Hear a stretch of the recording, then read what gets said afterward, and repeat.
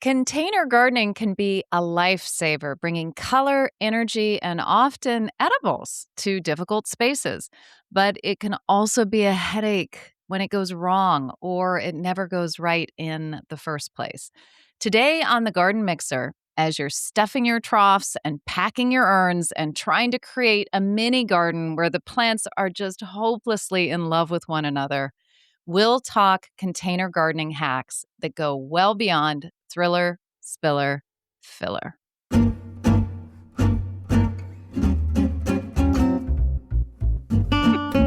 Those words. They're so important and yet slightly annoying. I'm Leslie Harris. She's Marianne Wilburn, and we have put together some containers before. And we have containers to drink. Ready? What to bring? 1, 2, 3, and... Whee! Oh, I was going to have that one too, but then I figured it's not really a wine glass, but it's the same idea. Yes, we both decided to do our drinks in containers today. And I have these little glass. These are actually punch bowl punch. I have a big pot that looks just like that. That's huge. That's a punch bowl.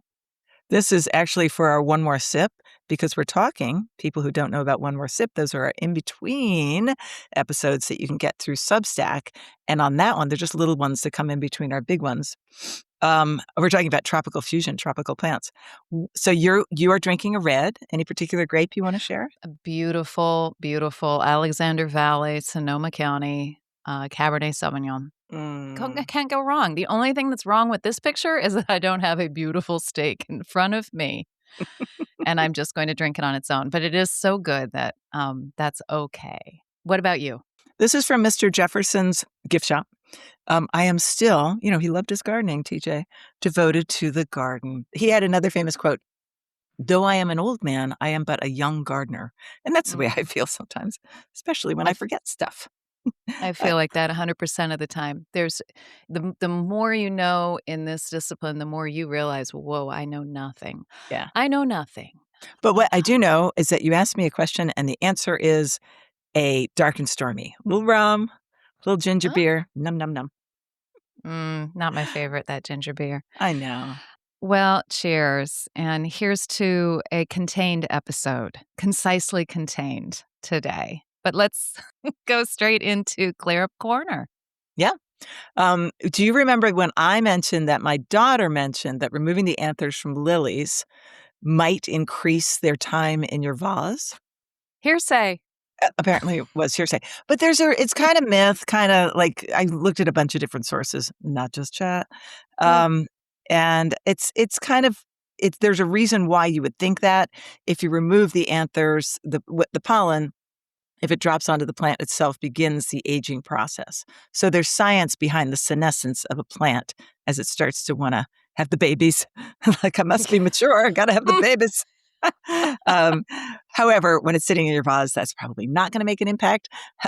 However, again, if you cut those anthers and you don't get yourself all muddled and dirty and having to get the stain remover out, then you might be more tempted to change the water on your vase, and that will keep them longer. So, that's a really good point, Leslie. Not only you're changing the water, but also you may not mind a few petals falling off because it's just petals. It's not the anthers and all that pollen. So, yeah. Okay. So in a way, yeah, totally true. We killed it. Not why you would think. Yeah. All righty. So the gardenia, I wanted to clear up the gardenia that I grow. I went down, looked at the label. It is Big Beauty. I mean, I'm doing this under duress because I feel like the gardenia as a damn I wish. It was a damn I wish, right? It was a damn I wish. And damn I wish you would support my plant choices. Damn, I wish you would just stop it. But I grow, I do grow it. It's in a pot, but it's coming in and out for me. And I will say it was very, very beautiful once. And now it's getting there again with the help of some good fertilizer and a lot of water and me taking care not to leave it out to get frost tipped. So that is Big Beauty, and that's the first edition's Bailey's plants. And I think you had something to tell us about Meganopsis, going back to one of our One More Sip episodes. One More Sip on poppies. We were high on poppies a couple of weeks ago, and we were wondering in the moment whether Meganopsis, the wonderful, cherished, and not easy to grow true blue, poppy is an alpine plant, and I think I saw yes, but you think you saw no. We both sort of looked into it ish. I mean, it's from the Himalayas. That seems It alpinean to Yeah, me. so technically it's alpine plant. It's grown at altitude. That's sort of the definition, except we tend to muddle that definition as gardeners, alpine versus, and we think of them as rock gardening plants. A lot of like alpine society, they're not necessarily rock gardening society, but we put those two together a lot. And Mecanopsis actually likes a moist soil, a fertile soil that's enriched. And if you think there are those alpine meadows up there, I mean, what the heck was Julie Andrews running around saying, the hills are alive? Oh yeah, spinning in the middle of it. She wasn't tripping over scree. She was she was up in a moist meadow. Whether or not there was Mecanopsis there, I doubt it. Probably a lot of Edelweiss, but so they are alpine plants at altitude. They're above sort of the tree line usually, which is possibly why I can't grow Mecanopsis. And the heat they have to alpine plants have to withstand cool nights. They have to withstand punishing sun, but cool night, really cool nights and sometimes really tough winds. So you'd think, oh, hey, they could be in the Himalayas. I can grow them here in my extreme climate of Virginia. But yeah, no, Yeah, that's it's kind of ironic that alpines are so tough and that they're kind of too tough for the normal yeah, gardener to grow. So, yeah. also going to another part of the world, where is Empress Wu? Where is That's she? great. Empress Wu. Yeah, it appears that I have been growing Empress Wu all this time, and I Oh, actually have to take my label off that just says Deb's Big hosta that she gave me, a friend of mine gave me, because the one that we were talking about that got really badly frosted is Wu La La. And that is a sport of Empress Wu, which is a plain green, but a massive yeah. hosta, which I think you grow, right? Or I do grow grew. it, which is so ironic. I grew it and it was big in the old garden, and then I somehow managed to I had to be very, on the down low about taking plants out of that garden that, I had to just take little slivers. But I do have 2 chunks of it, probably in too much sun. We have some crispy leaves that I've been sawing away at, which will keep it not to, it can be 5 feet wide, and that's a ridiculous plant in my garden. I still want the big leaves, so I'm still gonna grow it. I have a beautiful picture of the Empress Wu with 3 tiers of foliage, the ostrich fern behind it, the Empress Wu, and then Geranium macrorhizum Oh, below it. And normally I don't like that chunkiness, but it was just so striking in this yeah. one little space in my garden. I'll have to look out that photo for the notes, but it's a beautiful hosta, definitely worth growing. But Woo La La, equally gorgeous. This is a variegated. This comes from Walter's Gardens, no doubt. Hans Hansen had his little hands into it. Nothing about your hands. Hands, I'm sure that they are very large hands. Just saying.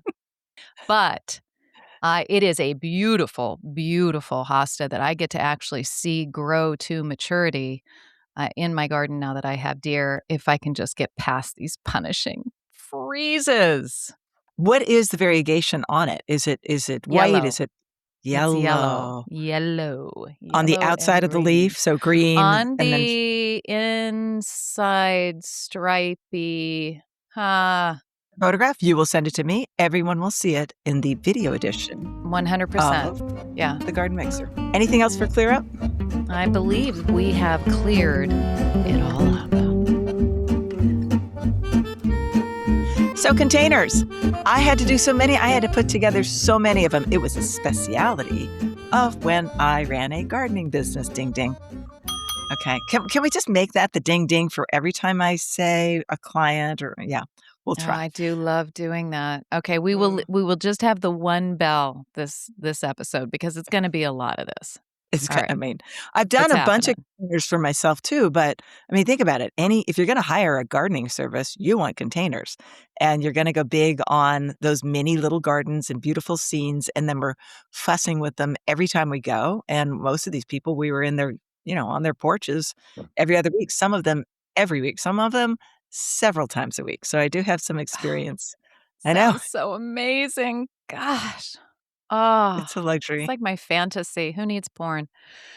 Okay. I want to put one thing in at this point, and that is that placement to me is as important as the plants you're using. Because if you have a beautiful container that you've put together and you put it in a just sort of a dorky place, for lack of a better word, it's not gonna make the impact. So, we're gonna talk about placement as well as plants today. We're gonna talk about proportions. We're gonna talk about pairing. We're gonna talk about plans. It's like the pea episode. Oh, here's an H for you, though. Hacks. There are some ways to get away with the difficulties of it, the watering every week, oh my Mhm, gosh, I have to change out the soil. Do I have to change out the soil? Things like that. mhm. So how do you want to start? Thriller, filler, spiller? No, let's not. Oh, God.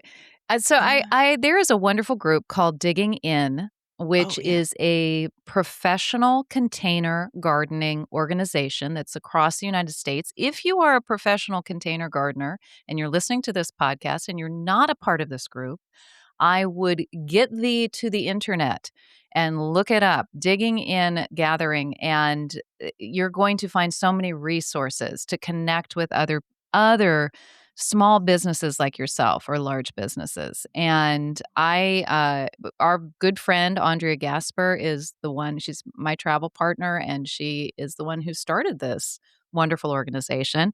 And because of her and because of all the fantastic people at Digging In, I have learned a lot of hacks about container gardening. And one of the things that I realized is all these professional container gardeners hate the words thriller, spiller, filler. And some of them have different ones like focus plant, cascade plant, and I don't remember what the others are, but you realize that, okay, I hate it too. I hate it as much as tips and tricks, but it really says what it is. So let's It say what does. it is for those who are sort of new to this. We do have a demographic. We have you young people, you young whippersnappers. Thank you for joining Oh, us on the thank garden you. mixer.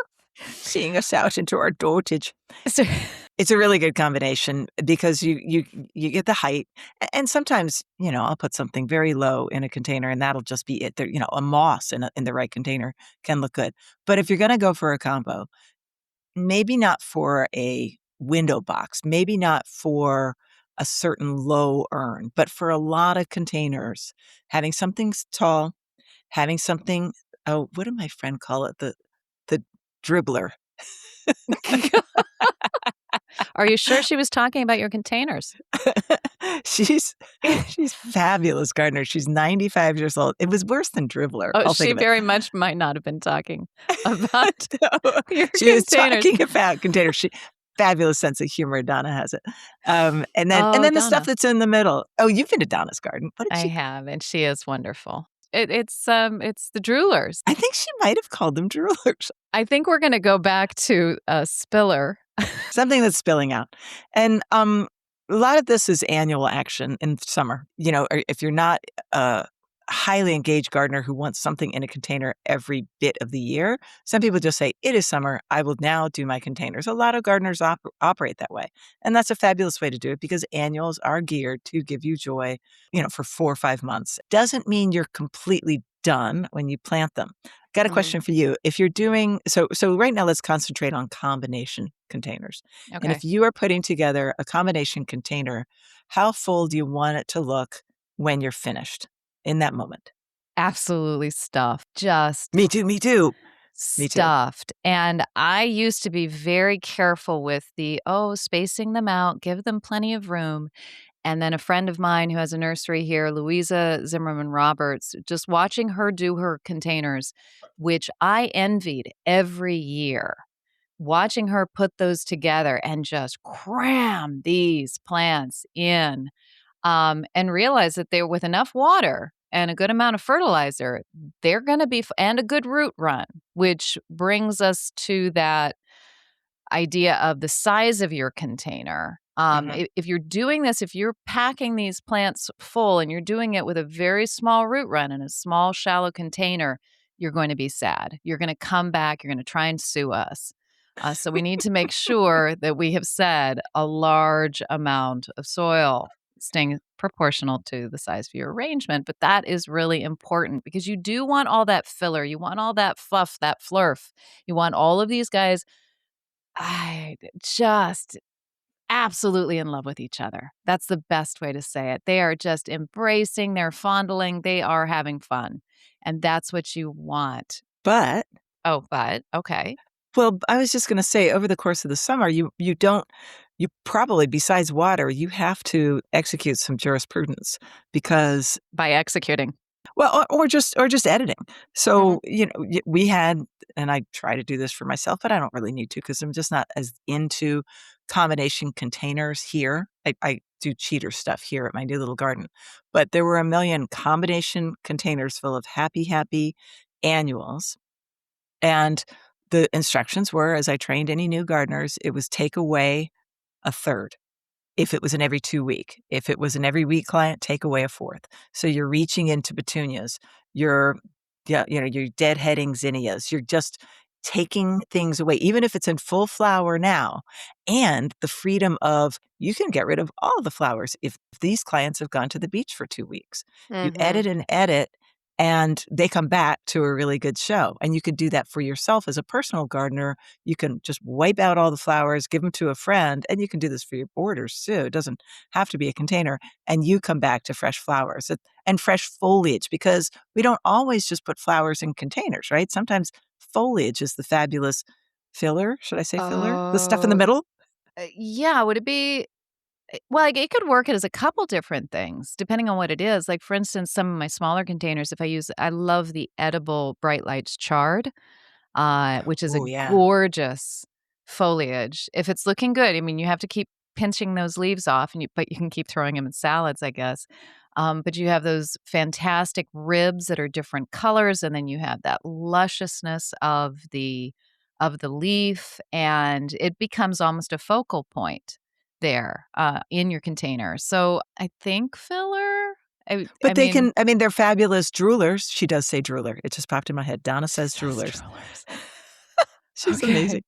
You can have some fabulous spillers that are just foliage, and, one that we used all the time was any sort of variety of the, sweet potato vine. Oh, yes. Now, sweet potato vine, caveat, fantastic plant. So many different cultivars at this point. You can be really, if you're you're on a real tight budget, you can just go down in late winter to your grocery store and you can make some slips and you can put those in your container just to have Drooler. a spiller. And when I say make slips, I mean you put that sweet potato with little toothpicks, like they taught you in school with an avocado, over the top of a glass of water, letting it sit in that glass of water. And it's going to throw up these little, what are called slips, which are basically little baby plants. And then you cut them free with a little bit of the tuber of the yam, and then you stick those into soil and they grow. And that's a very cheap way to have some sweet potato vine in your containers if you don't want to pay for the Marguerite or the Treasure Island or some of the really wonderful ones they have. What color would you get from your garden variety yam? What color They're just a plant? very basic green. I would say Yeah. I would not call them anything but just a regular green, but they do have that vigor and they move. And you would if you have a deep enough container, you're gonna get some pretty decent sweet potatoes out of it in the end, Awesome. fully edible. But there like I said, there are so many different ones, but this is a plant you've gotta watch out for. It will eat your entire container. You must cut Edit. it back. Yeah, Yeah, edit it back. Yeah. yeah. And it can go down the front porch steps and become a tripping hazard. I mean, it needs your attention over the course of the summer. What are your, other favorite should we do a few favorite spillers, and then maybe we can move into a few others without getting too much into recipes or what have you? Yeah, we're not gonna do recipes, and we do suggest that you look for, some of those gardeners that we've been talking about from digging in, gathering, and we met last year, a really good one. Howard uh Nemiroff in Chicago, Mhm. and here's a great follow, listeners, is Plant Parenting. He's in Chicago. That's on Instagram. And until he wises up and stops spilling his secrets, I suggest you get your butt over to Instagram and just put all of his stuff It's like taking on a course. replay. It's like taking a course, and he's doing it while he's doing these upscale containers, and he is insanely talented. He is good at what he does, has such an eye for it. I had a fabulous guest on a few times when this podcast was Into the Garden with Leslie, and she's a friend from Richmond. She has a container company, but now instead of doing containers for clients, she's more into teaching courses online.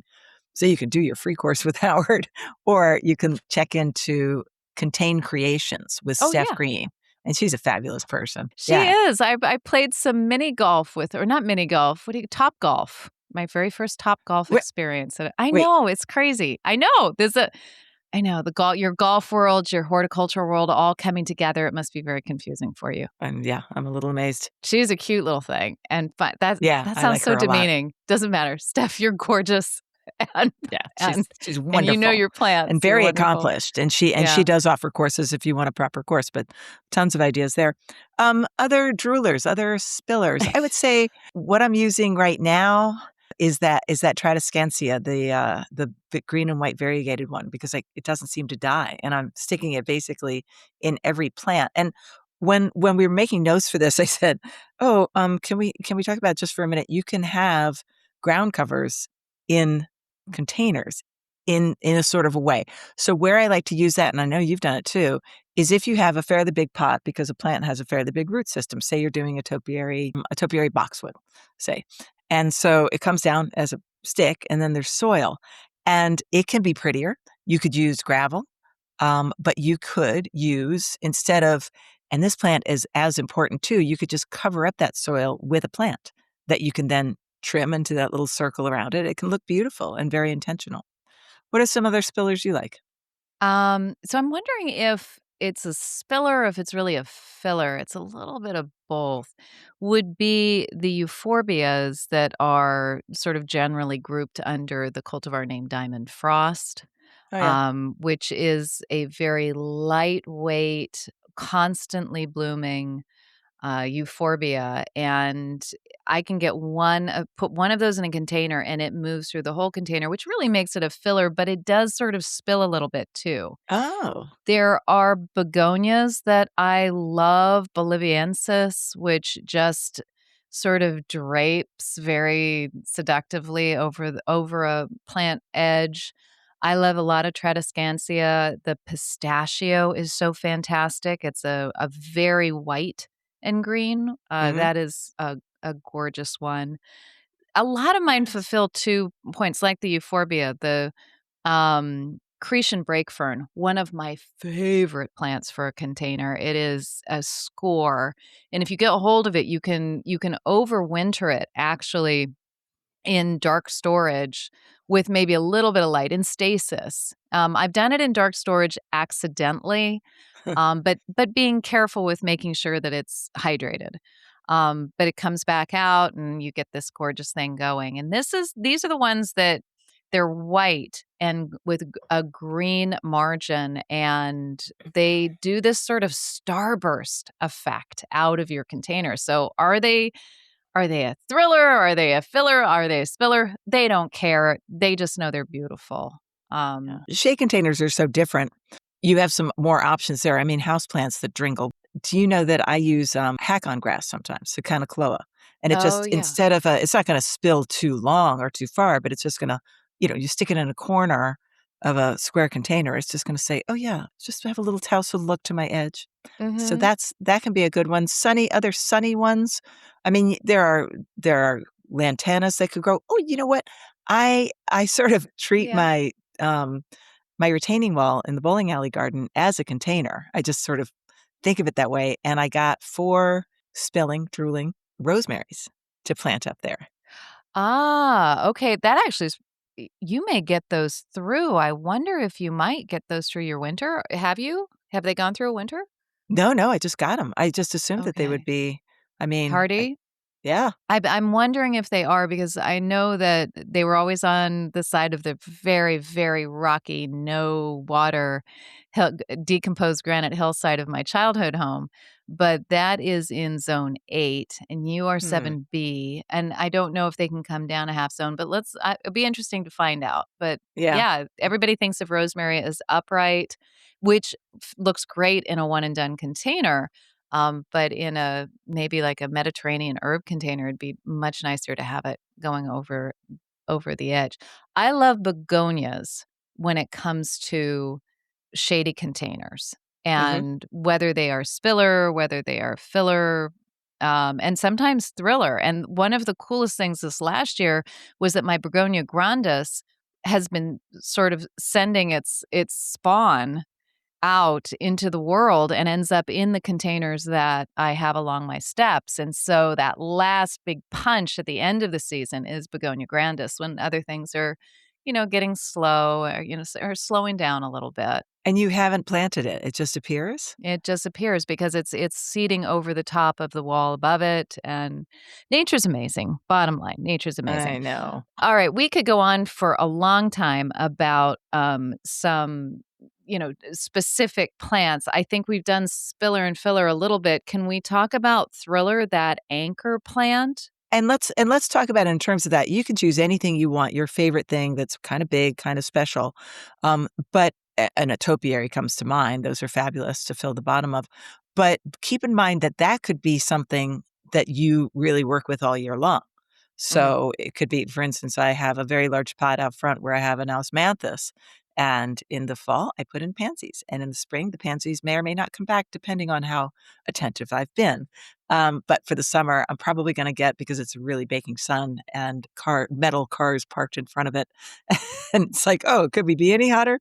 I'm probably gonna get some of the, not the lantana camera, but the other one that dringles down, the drooler lantana, because if I Mhm. ignore that, it's probably gonna be okay. Or I could just say, "No, we're just gonna have the osmanthus because that looks fabulous, and now it's growing so that there's very little space around it."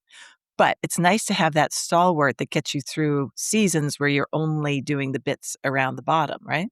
Yeah, so that if you have a recipe in that container, you have a plan and you're gonna take this one out and put this one in. And this is the secret of a lot of container gardeners, professional container gardeners, is they have that anchor plant that they know is gonna get them through that maybe at least 3 seasons, if not 4, and they're gonna keep moving around it, and things are coming out and going in. So when you're looking at these gorgeous containers and how do they keep them looking so amazing? Well, you're not there when the crew is there, moving plants out and doing what Leslie said, taking that third out and just fluffing it all and making it happy. But if you have that plan for, okay, these pansies are going to go up until, for me, let's say June. If I deadhead them, I can get them through to the end of June. And then Mhm. they are done. They are out of there. And as I pull those out, that's when I'm going to replace the entire container with for me, a tropical mix that is going to have to be brought inside at the end of the year because that's going to take me through June, July, August, September, all the way to frost. And then I'm going to put it into storage. And for me, that's fabulous. I don't have to think about it too much. The hotter it gets, the happier they are, just as long as I'm watering them and feeding them. Yes, let's talk about feeding for a minute because Virginia red clay is full of great nutrition, and that is not what these plants are sitting in. You might have a beautiful, garden loam going on for yourself, but you've bought some probably, a high quality potting soil. Now, let me ask you this real fast.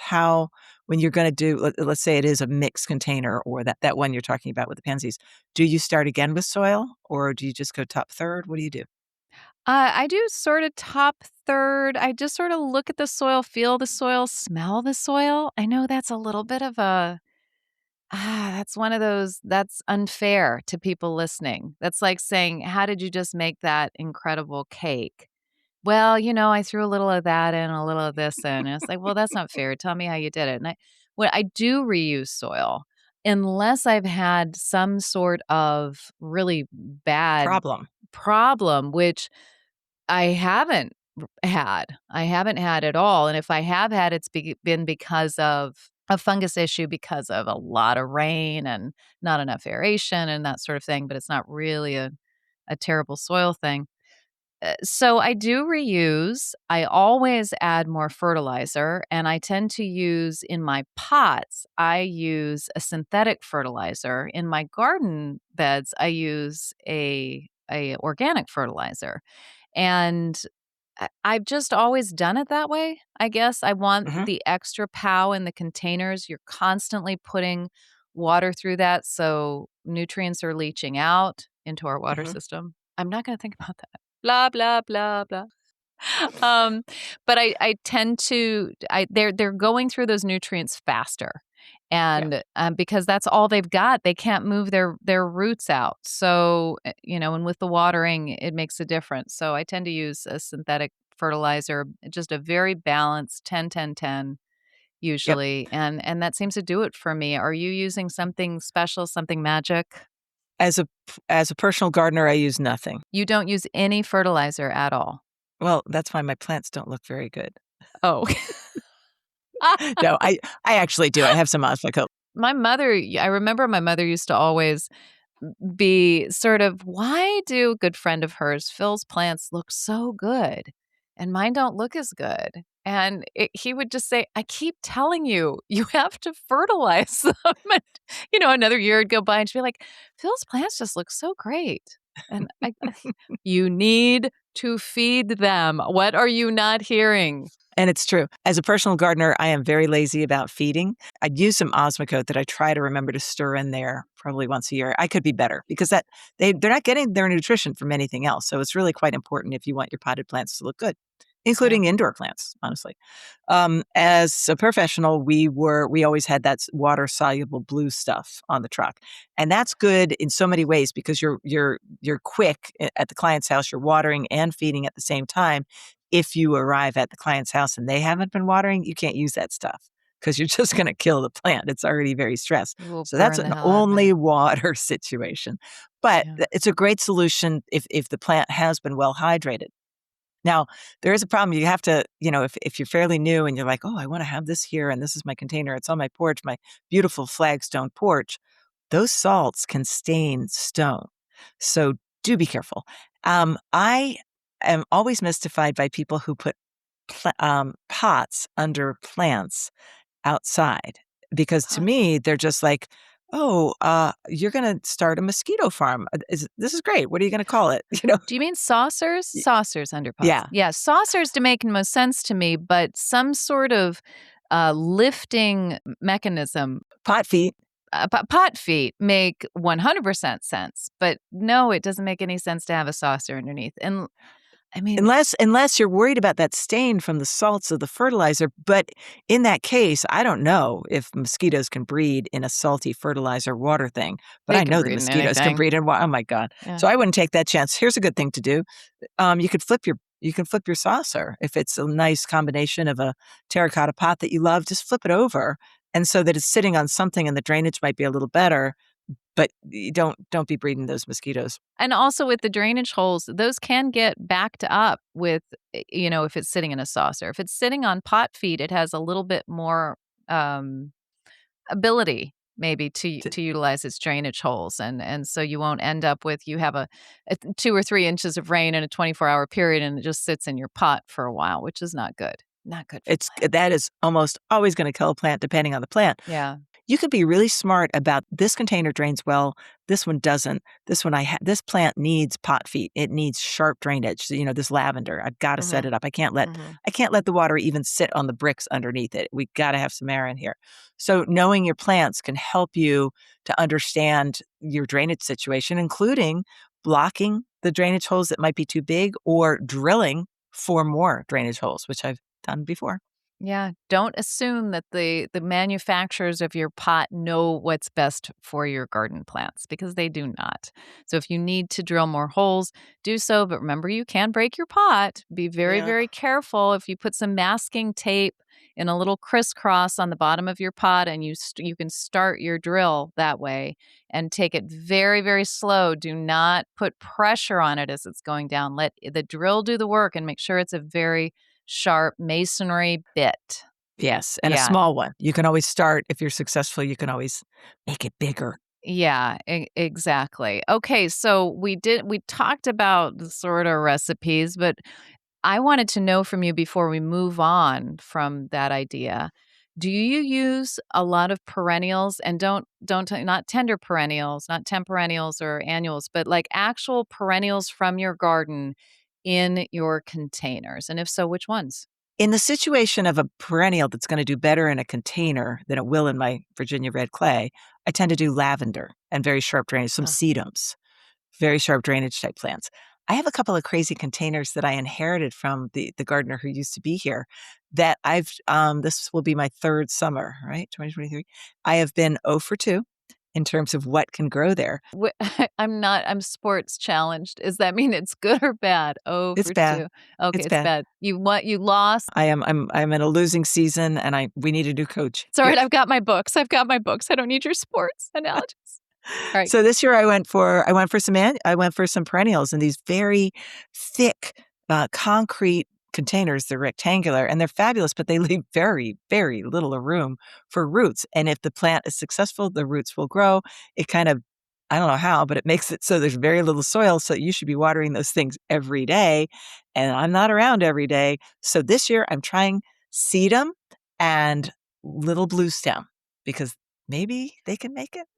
A little blue stem would be really pretty in a container. That little twilight zone that you gave me, is a really attractive plant, and Mhm. I can see it looking amazing in a clay pot that Just a was one-off, right? proportionally, yeah, that one and done, and maybe we should talk about that because that's sort of what you can do with a lot of perennials and annuals and conifers and all sorts of things to mix and match without having to play around with recipes. And you can do this with a lot of plants that you might want to just try to grow without actually putting them into your garden. Mhm. But just and flip them around in arrangements. This is what I think of as the Dixter method. Well, I got to do the bell. But I think it's also the Klaus Dalby method, and you're a fangirl. I know Oh, you're a yeah. fangirl because you ran after him like a skittish little giggling girl when we were at Like, Dixter, will you and be on my show?" And he was on my yeah, show. you were just, "Oh, I've gotta go see him. He's just so amazing." And I did not know who he was. Oh, But I will take the second before we get into it to do a book moment with Marianne Wilburn. This is Klaus Dalby's beautiful book, Containers in the Garden. It really is sumptuous. This is one of those that I used to, that I would have been reading when I was 25, just going, "Oh my gosh," and thinking stupidly that he was doing all this himself and that I could do it too, which is why I had adrenal failure at 35, everyone. Adrenal failure. It is a beautiful book, and he does that one and done thing where it's that's not how he puts it, but it just means putting one plant in one pot and then moving it around in different arrangements, whether that's tulips, whether it's a conifer, whether it's lilies. That means that when those lilies are done, out they go. And then you throw in a conifer in there, or you throw in that schizocarium you were just talking about, or you throw in something else. And it's a really great way of using those extra potted plants that you want to put in the garden at some point, but you're not really sure when. And they're sort of sitting in a little ghetto over there and you don't know what to do with them. And stick them in a pot and use them in an arrangement. you can also use the pots as an arrangement. For instance, I had lots of room, in my old garden for a couple of different corners of pots, and it was like, "Okay, this is gonna be so fun because I love blue and white, and I have so many blue and white pots," and that was my shady tropical begonias, foliage, Mhm. awesomeness, stacked up, and, like, it was just so fun. I was it was like arranging furniture, only you don't need help because it's not a sofa. And then over here in the hot, dry sun, I would be like, "Okay, these are my clay pots. These are my terracotta." And here they go, and this tall one back here, and sometimes you can fake it, and if it's a bushy enough plant, but you need more height, you can say, "Oh, okay, I see you need to be taller, but I wanna see the beautiful rim of this terracotta pot. I'll just put you on top of an ugly black plastic pot that no one will see." it's really fun to arrange these things. Yeah, and I think, particularly at Dickster, I usually rat them out that all those big, beautiful arrangements that they have, the front of them are all terracotta pots, but in the back, where you can't see them, and it just gives the idea that they're all terracotta and this is extremely expensive and gorgeous and old and all the things, but they're all black plastic behind there. They're just very, very artfully done. So, you can do this without having a bloom, just foliage, just texture. And it allows you to play with plants that you maybe would like to see arranged in your garden. And it might give you some ideas for later. But I would say start small. Don't do a Yes. massive container area. Do a small container area by your front door. Just play with maybe 5 to 7 pots, and you'll be a happier camper in the end. Yeah, a vignette. Here's another hack that you could do with if you're I remember a client who was unhappy with a certain section of her border. She said, it's so level. All the plants are at Mm. this height. And I want, what can we do? And I said, well, we can go shopping and we can get something that'll grow bigger sooner. But for right now, let us just take this. And what was it? It wasn't a great plant, but it was something. It was an Andina. Mhm. And I said, let's just harbor that, put this in this, this 3-gallon pot. The visual effect was something towering above this level of, I think it was Coreopsis, sort of 2.5 feet tall. You didn't see the pot, you just saw height. And you can really play with containers in your garden that way, even if it's not a container creation, it's just like garden creation. Yeah, that is the whole placement thing. Yeah.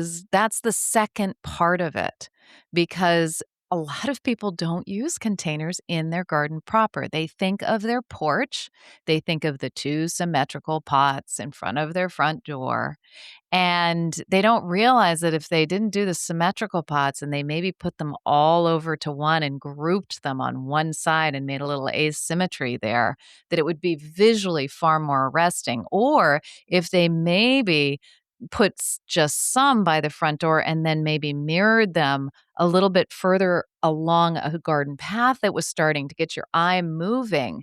And then maybe there was one, like you're saying, behind a stump coming out. Or maybe it's not even a plant in a pot, it's just an incredible pot Oh, yeah. that you found. You don't know what to do. You don't like one of those urns that you don't want to put a plant into because you'll never get it out again without breaking Ooh, the the let's talk about that. pot. Yeah. No one ever talks about that, and you find out and you're so sad because of the shape of an urn.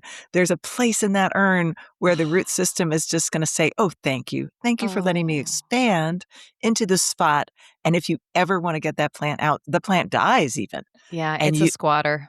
it's You're never getting it out. you're either getting out a saw or you're breaking the pot. It's a pain in the prat, so be aware.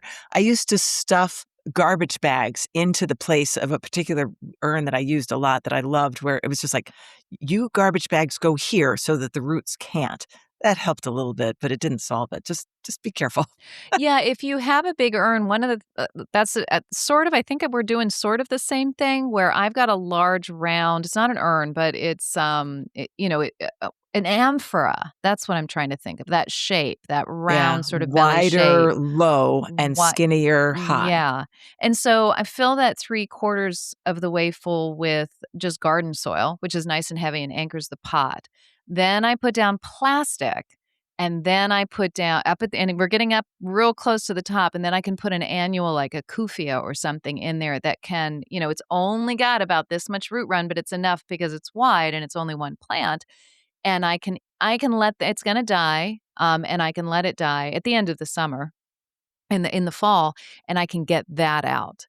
But I Yes. can't get a canna that has had that kind of root run out. I can't get Yeah. a ginger out. I can't get, oh god, a banana. I'm thinking all tropicals right now, but they make great container plants, so They yeah. make great container plants and the roots get very enthusiastic, so Mhm. just be careful. I've had to break pots before where you're just like, I I mean, Yeah. it's either that or throw the whole thing away, so Yeah, and speaking of tropicals in pots, I will on the show notes for this episode, I will put in a few slides because I talk on this topic a fair amount, and I'll put in a few slides which has some of my very favorite tropicals for focal points and for spillers and for all the things, just to give you a little bit of shopping. But, speaking of the notes, I see that you added the sentence, "Nothing worse than the tutu." Please explain. Yes, the tutu, the dreaded tutu. When you're looking at a container, the tendency is to make it very blocky. Here's the thriller. We're going to put that right in the middle. Okay, like here's the canna, and that's going to go right in the middle. It's going to be 6 foot tall on this maybe 1.5 foot pot, or let's say it's a bigger pot. Let's say it's a wine barrel. You're gonna put the canna up the middle. Then you're gonna put, and I've got a slide of this actually, so I'll just describe this slide of this horrendous thing. Then you're gonna put the marigolds around the end. There's your filler, right? Just put the marigolds in, gives you some color. It's annual, it's gorgeous. Then you're gonna put your spiller, your ipomoea, the sweet potato glime, and you're gonna have this tutu around your ballet dancer. So you've got your big tall Oh. whatever.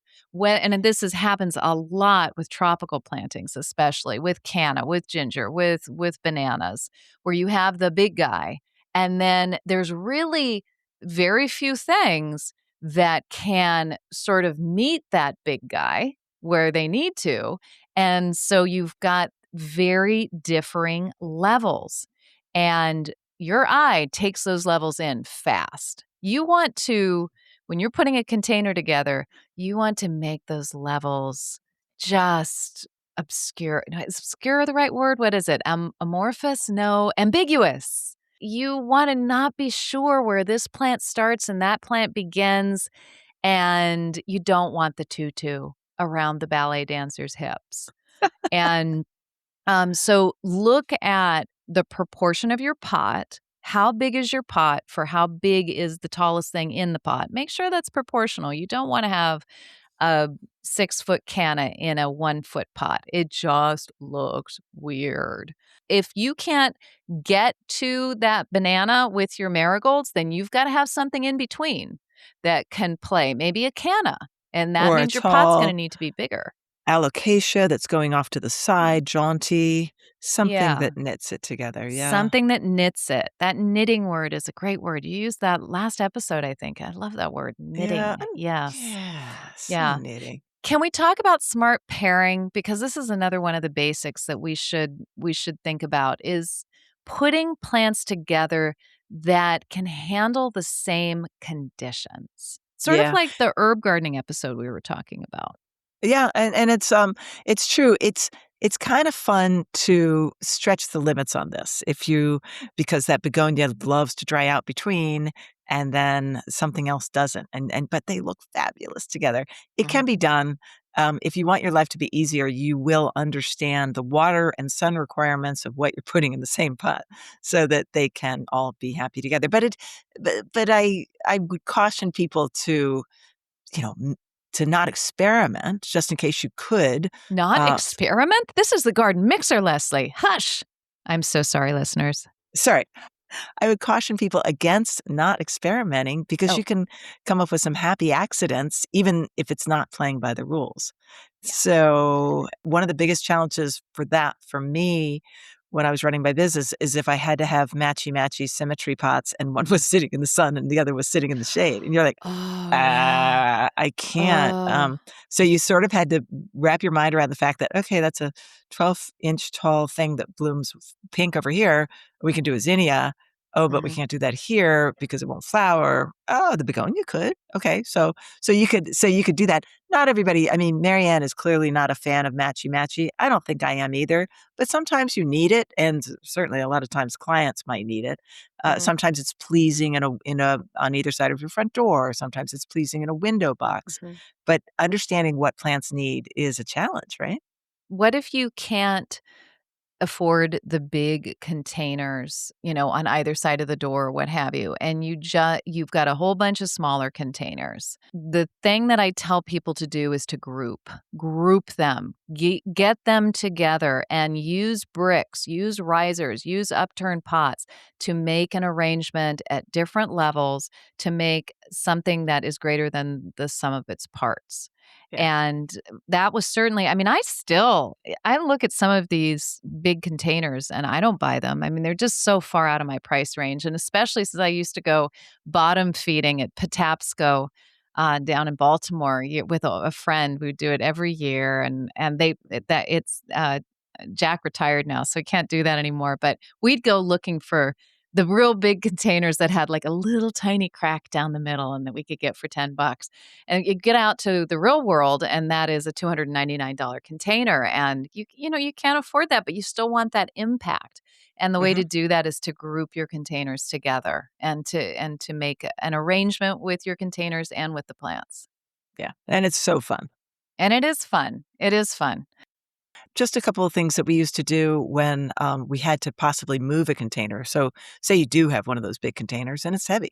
You do not have to fill the whole thing with soil. It can be, back in the day when I first started gardening, they suggested that you use styrofoam to fill the Mhm. please, oh my god, just when I think of, Well, there was so that's just much styrofoam that was being given to us with packaging, and that's been yeah, changed a lot now. But at the right. time, we were all getting a lot of styrofoam back in the dark ages. I know, but it was it was yucky to deal with, and anyway, here's a better idea. If you have a very tall pot and you know that your annuals or whatever you're gonna plant in there only have a 6, 8-inch root run, then you can fill it with some of the pots that you bought, just kinda mush them up and stack them up for the bottom 2/3 of that pot. Now, you're going to put soil in that, and some of it's gonna fall down to the bottom, or you could do some sort of a blocker situation, but anyway, it's just air mostly and soil on the top, and the plant only needs that bit of soil. Probably the best thing to do would be to really run some water through that to let it settle down into the cracks Oh, before yeah. before planting, I would imagine. And I have done that myself, but it's been in small containers. I've never done it for really big containers because yeah, you've got all these black pots. Yeah, Just turn do them something upside with down them. and stick them But in you've there got a and really do good something with point them. because if you accidentally plant something and you have exposed roots to air, that plant will die very quickly. So you gotta Well, figure that out. it'll air prune itself a little bit. I mean, Yeah? there's that part of it, but if the medium that it's in is sort of crumbling and falling down to the bottom of the pot, then that's not proper Yeah. air pruning. That's just, yeah, not good. You have to be Neglectful careful. gardening. Let's talk about watering for a minute. Depending Okay. on how much sun, how much wind, honestly, wind impacts a container, depending on the material that the container is. Unfortunately, a plastic pot is one of the best. I know. I know. I hate that. I It's it it know. it retains the water better. So, if you have a chance to plant something in a plastic pot and then sink it, just lower it into a beautiful pot, that could help your watering situation. Terracotta is very fast to dry out. Glazed ceramic is less so, simply because Mm. it's glazed. Metal in the shade is pretty darn good, but metal in the sun, oh Hot, hot, no, hot. that Ah, so mucho caliente. Muy caliente or mucho caliente? You're the muy Spanish teacher. caliente, this is the Muy adverb caliente. that modifies I didn't need to know adjective. that much. I just needed to know Mucho whether it was wrong or calor, not. calor is the noun, mucho calor, muy caliente. Okay. Alright, so then there is there is a funny way of keeping it of making it so that your, containers don't have to be watered so much, and it's kind of counterintuitive, but it works, and that is to mulch your containers. Have you ever done that? Mhm. Yes, I have. I like the look of it, in the early spring when things are looking a little scabby and starting to come through the mulch, and then I completely forget about it later in the summer. So you can use all kinds of things. A beautiful white gravel is something if you're gonna see it, but I'll just use handfuls of my garden mulch, so double shredded hardwood bark, and I, like you, if I'm gonna plant a mixed container, a mixed plant container, you're not gonna see the soil, but the sun will find the soil, and so I'm just stuffing things, even leaves, in between those plant root systems to make it so the soil is not exposed to the air. It's not exposed to the sun anyway, because I planted so thickly. It's not exposed to the air, and I don't have to water so much. It really works.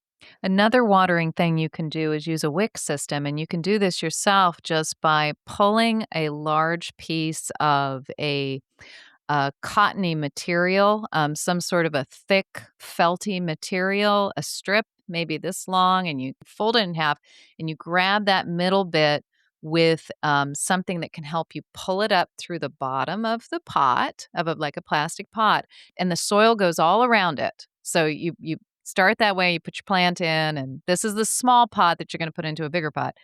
And then that wick sits down into water. You have Oh, it in a tray nice. in the bottom. Now, the mosquitoes, possibly, who knows Uh, if they're finding it, but it does mean that that osmosis keeps pulling that water up into the soil and it just stays hydrated longer. I have a wonderful hanging basket called the Weekender that I got, gosh, 8 years ago at the Mid Atlantic Nursery and Trade Manse in Baltimore. And this is a plastic system with that wick in it, and it grabs that moisture, and it means that you're not having to water that big hanging basket every single day, which you should have to by rights, but you don't have to because of that wicking system. And you can do that yourself. If you're buying little plants at like a garden center like a half garden center like Home Depot or Lowe's, they tend to have that in all of their little house plants. And then when you're unpotting them, you'll see the little plastic oh, stick that goes yeah. up I've in there noticed and that. and they just use a string. They just Uh-huh. use a string, but you can keep that little pin and that little bit of string and reuse it somewhere else. That is so smart. I mean, that's just worth the price of admission right there. Garden mixer for the win. Tips and tricks. Oh man, threw up a little in my mouth again. Okay.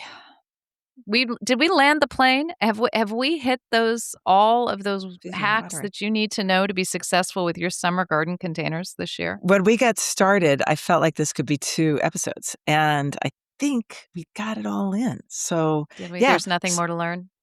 there probably is, but it's like all gardening. The more the more you know you don't know. But we did a pretty good start.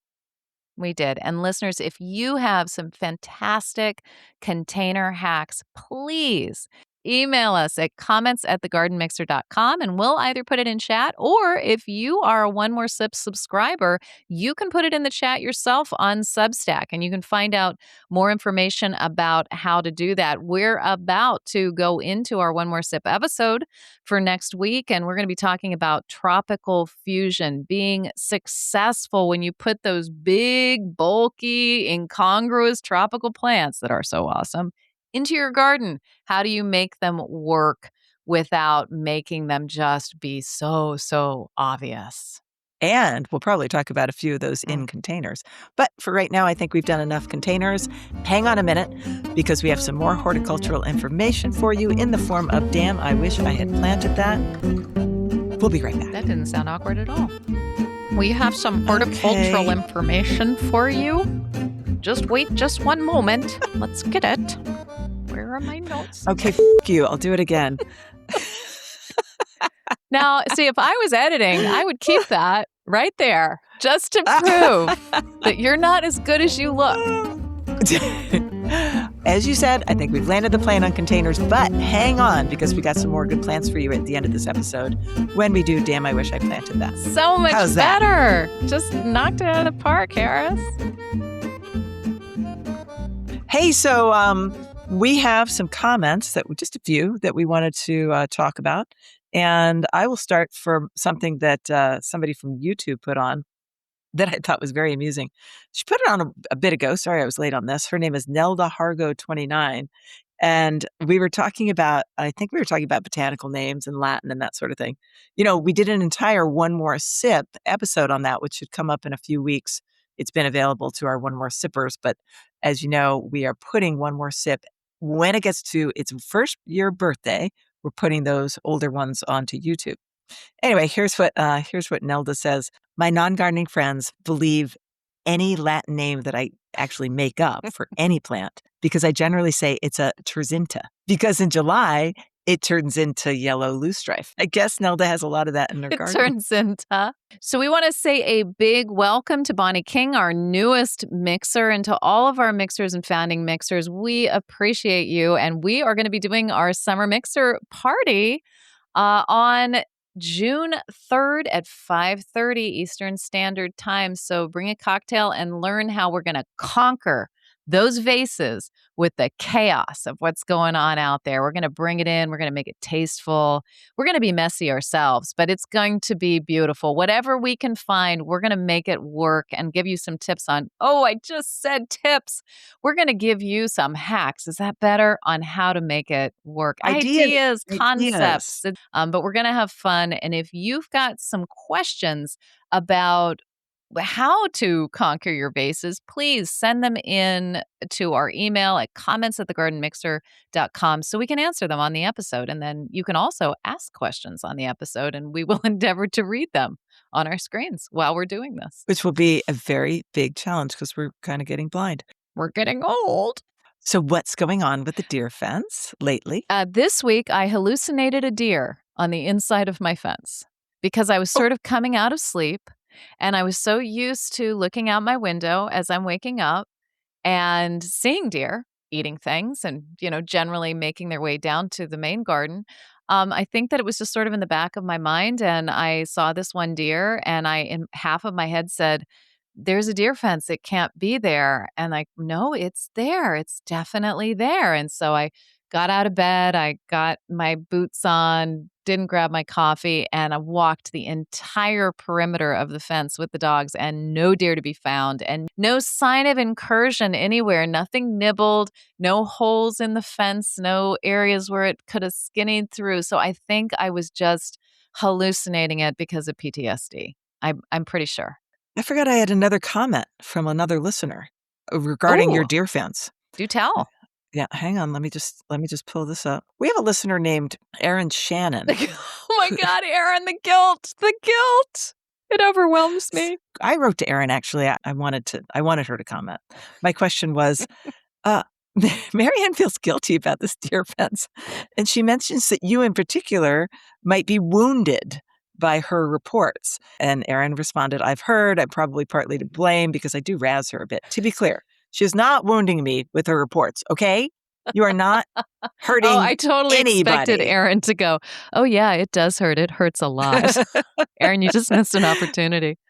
But she does want to wound you in a slight way because she says that you're an influencer who influenced her to look into getting a deer fence. She's heading to the Zoning Board of Appeals. She's going through some of the nightmares that I'm going to, but hers is probably on the county or city level. I'm just on the HOA level. I'm going to live out my lawyer fantasy, trying to figure out how I can work an impassioned, you can't handle the truth, to her presentation. Oh my God, I love it. When I ask you about your deer fence and how you're enjoying it, even though you might be having more bad dreams in the meantime, people want to know. It's a wonderful thing. And people probably also want to know that I still don't have a plan for my front yard. If you tuned in last time, you'll know that the HOA board turned me down, but I have a plan B. I'm like an old quilt. Yes. It's just like, oh, whoop. And that was my fault because I didn't do my homework on exactly. This. And yeah, I'm an influencer, damn it. I'll just walk in there with my swagger.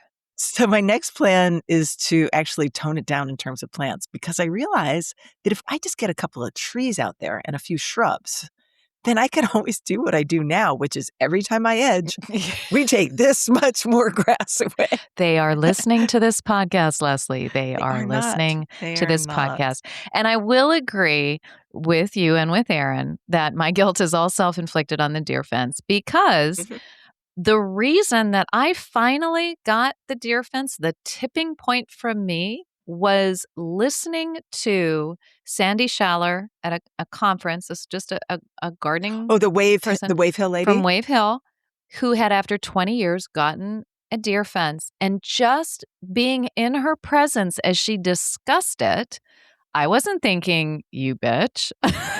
I don't have one. I was just watching her, just like the glow on her face as she said, I don't even know how to describe how different it is. It's like I'm in a different garden. And it was that coupled with, other friends who would just say, you need to get a deer fence. I'd be like, oh, you think you got some money to give me? You know, it was her, just how different it was, how amazing it was that really pushed me through. So I'm going to put all the guilt aside and Good. I'm going to say, it is amazing. It is flipping amazing. It is a game changer. And I wish that we'd done it 10 years ago, but we couldn't have done it 10 years ago. So who cares? Yeah. The past You is the did it past. now. I did it now. And if I was being responsible, we really shouldn't have done it this year either. But I mean, hey, children's inheritances are so overrated. I think you made a good move. You just spent it on a deer fence. They'll yeah, get fabulous plants. that's right. All right, hang on, listeners. We're going to come back for Damn I Wish. So we're back to talk about Damn I Wish I Had Planted That, in which we talk about something that's looking fabulous in our respective gardens right now at this time of year, which is the end of May. My plant is not overwhelming. So let me go first so you can wow them with yours. Wait a minute. What now? We're framing these plants and you're going to, I okay. love this plant. I love this plant. You need to go back to the books and find another one then. I want No, I'm nothing not going but to. shock and awe. This is not shock and awe, but this is shock and awe because you might not know about this plant. And it's a very cool plant. It's called Iris tectorum. Do you grow it? Oh, no, that's totally okay. I love that plant. Roof I iris, love that Japanese plant. roof iris. Yes. Ah, it's so cool. Talk about it, please. Wax Okay, poetic about thank it. you, thank you. 100%. The other reason that you might have protested but stop because you already gave me the go ahead is that it already bloomed. It blooms in late April or early May for me. But I did this intentionally. It blooms a beautiful white. I grow the alba. There's a purple one. The alba has these yellow crested irisy things, but they're more spread out than a regular bearded iris. They're flatter and more spread out, and the purple one has sort of a white cresty thing in the middle. Beautiful, beautiful flowers. But I really grow it for the foliage, and it is the first and only iris I've ever seen that, first of all, does very well in shade, and secondly, is close to, but not really. It's kind of a medium, but to almost, if you use your imagination, lime green iris foliage. It's quite a light green. Yeah, I think you're right.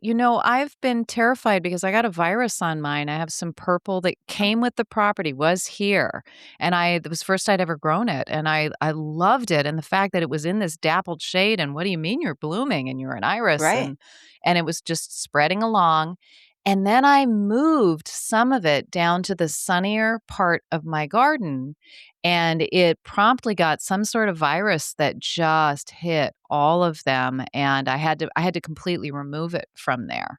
Oh, But in the meantime, Pam Harper, the garden writer who passed away a few years ago, gave me some of that beautiful alba, and it is finally, after 4 years, it doesn't usually take that long, folks, but no. it was, I had some little What's wrong tiny with you? pieces. I don't know, I'm just not talented.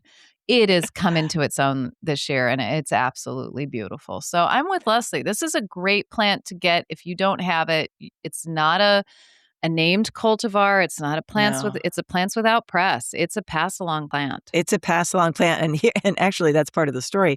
So the first time I saw it was in a client's garden, and she had an Asian garden. She had all the bits. She had the fabulous weeping dwarf cornice, and she had these fabulous evergreens, and she had lots of the tiny, tiny mondo grass, knitting things together. Knitting.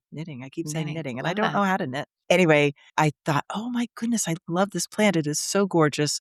It is smaller than the German iris foliage. It's only about 12 inches tall, but it was growing in shade and it was blooming in shade. But I did have to edit it. And guess what? When you go to edit it, you're going to remove some Mhm. because roof iris is Iris tectorum. Tectorum in Latin means of the roof. And so this is a very shallow rooted plant. I've never seen it growing on a roof, but it has very shallow roots. So, for instance, if you're like, oh, I better deadhead that so I'll get more flowers next year, let me just pick that flower. No, no. Do not Pulls pick. the whole plant out of the ground. Exactly. Get the Yeah. secateurs. It divides incredibly easily. And it's just, how many plants do you run into? There are a few. We should probably do a one more sip on this. Yeah. Plants that do well in dry shade. This is a sharp drainage plant. It looks fabulous and lights up the area in shade, and it's happy. and it's an iris, and it's in shade. So I undersold. I think I over-delivered, You didn't I? totally over-delivered. I love that plant.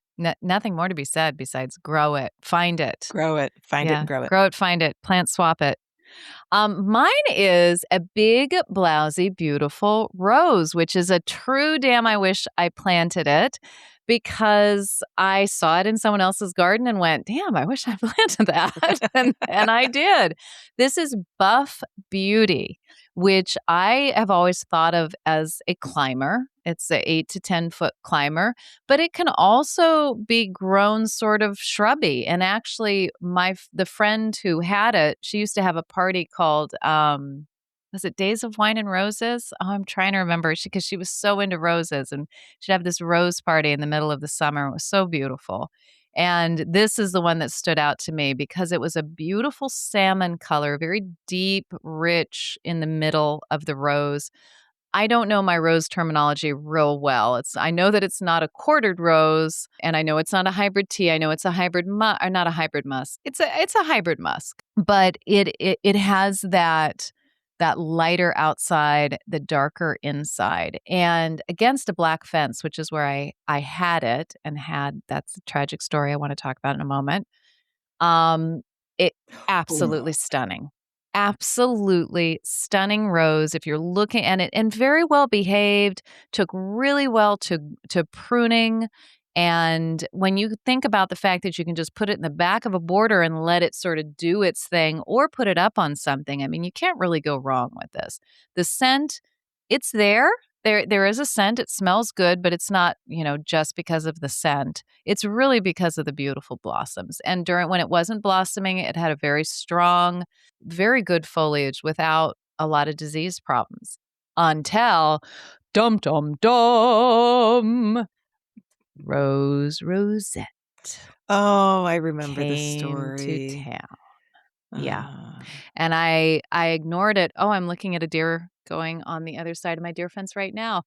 oh, Sorry. cheers, dear. Cheers to that. So, I ignored it for a couple years, which is probably stupid, but sometimes smart because this rose actually, its new growth is very red at first, and that's one of the hallmarks of Rose Rosette as well, is very red, really red growth, but also those witches' brooms. That sort of is a congested growth, and I'd sort of apologize for it. I became a Buff Beauty apologist, Oh, no, one of it's those. probably okay.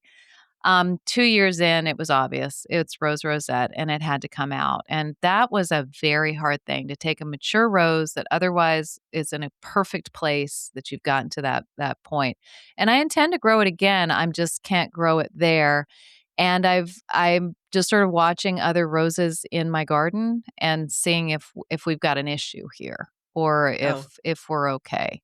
I have a lot of yeah. multiflora rose around me in the surrounding area, and multiflora rose is a I don't know if they're considered a vector, if I've got my terminology wrong. The aphid that goes from rose to rose, it will vector this from that rose Disease. rosette, yeah, from that multiflora to others. So we'll see. We'll see. But Buff Beauty, Mm. guys, if you want a beautiful climber that's very well behaved, and very beautiful.